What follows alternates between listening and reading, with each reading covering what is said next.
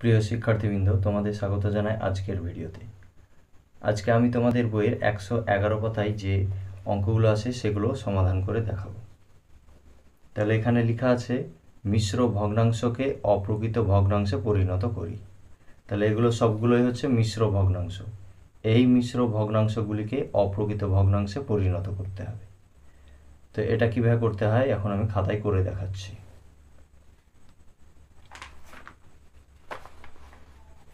তাহলে প্রথম অঙ্কটা আমি খাতায় টুকে নিচ্ছি, 3 ক।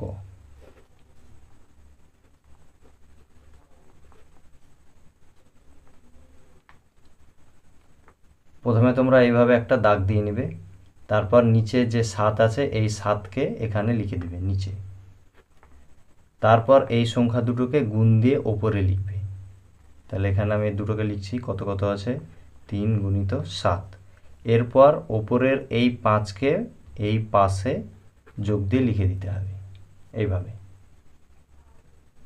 এরপর আবার নিচে সমান দিয়ে নিচে 7 আছে 7ই থাকবে। এরপর এই দুটোকে গুণ করতে হবে। তাহলে 3 7 কত, 3 7 21, 21 আর 5 কত 21, 22, 23, 24, 25, 26। তাহলে 26 হলো, এখানে 26 লিখে দিতে হবে। ব্যাস হয়ে গেল। এভাবে তারপর এটা করছি, দেখো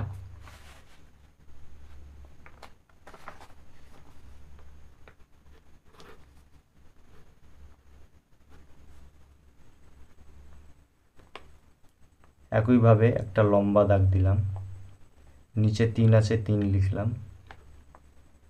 এরপর এই দুটোকে গুণ চিহ্ন দিয়ে লিখব। তাহলে 12 গুণিত 3, তারপর ওপরেরটাকে যোগ দিয়ে যোগ 2। তাহলে 3 12 কত হয়, 3 12 36, 36 আর 2 কত 36, 37, 38। তাহলে উপরে হয়ে গেল কত 38, আর নিচে 3 আছে 3 বসে গেল। সেমভাবে তারপরেরটা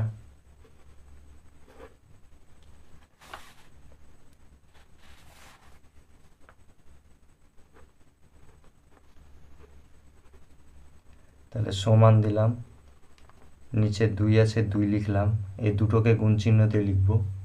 তাহলে 33 গুণিত 2, উপরেরটাকে যোগ দিয়ে তাহলে যোগ 1,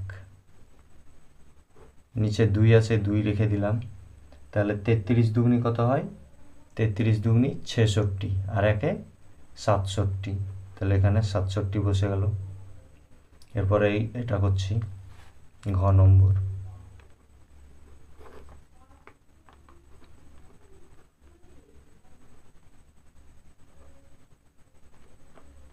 সেমভাবে দাগ দিয়ে নিচে 33 আছে লিখে দিলাম। এই দুটোকে গুণ চিহ্ন দিয়ে লিখব। তাহলে 3 গুণিত 33 যোগ 1। তাহলে 3 33 কত হয়, 3 33 হয় 99, আর 1 100। তাহলে এখানে উপরে আমার কত হলো 100, আর নিচে 33 আছে 33। এরপরে তারপরেরটা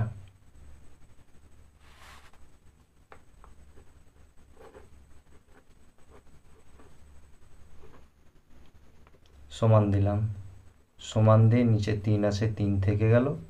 এই দুটো গুণ চিহ্ন দিয়ে বসে গেল। তাহলে 6 গুণিত 3 যোগ 5। তাহলে গুণ করলে কত হয়, 3 6 18, 18 আর 5 কত 18, 19, 20, 21, 22, 23। তাহলে উপরে 23 আর নিচে 3। তাহলে উপরে 23 আর নিচে 3। এরপরে তারপরেরটা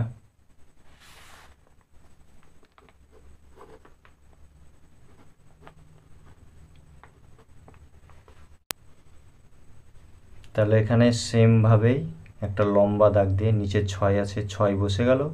এই দুটোকে গুণ চিহ্ন দিয়ে লিখব।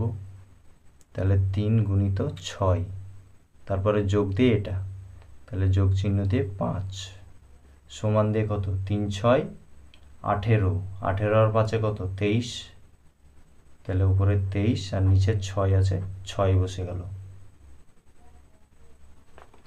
এরপরে তারপরেরটা করছি। কত আছে? 4 7 12 সমান দিলাম, একটা দাগ দিয়ে নিচে 12 আছে, 12 এই 12 এখানে বসিয়ে দিলাম। এরপরে এই দুটোকে গুণ দিয়ে লিখব, তাহলে 4 গুণিত 12 যোগ 7, ঠিক আছে, সমান দিলাম।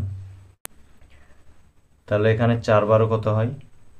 4 12 48, 48 আর সাথে কত হয়?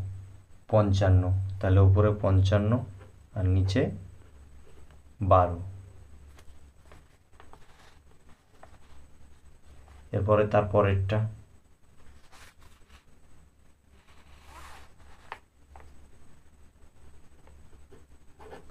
বর্গীয় জ,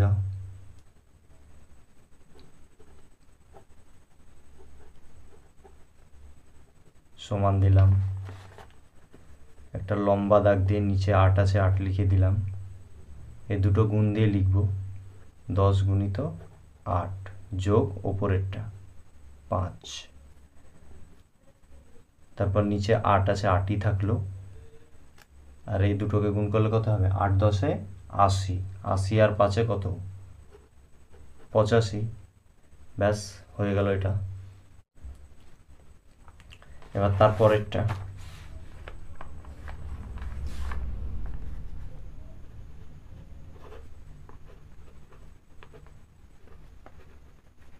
সমান দিলাম, নিচে 8 আছে, 8 লিখলাম।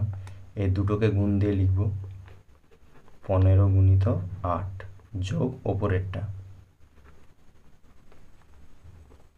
তাহলে 8 15 কত হয়? 8 15 120 আর 3 23, তাহলে 123 আর নিচে 8।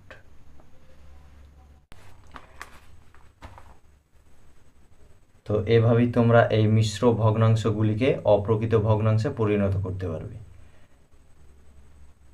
তো আজকের মতো এখানে শেষ করছি, দেখা হচ্ছে পরের ভিডিওতে।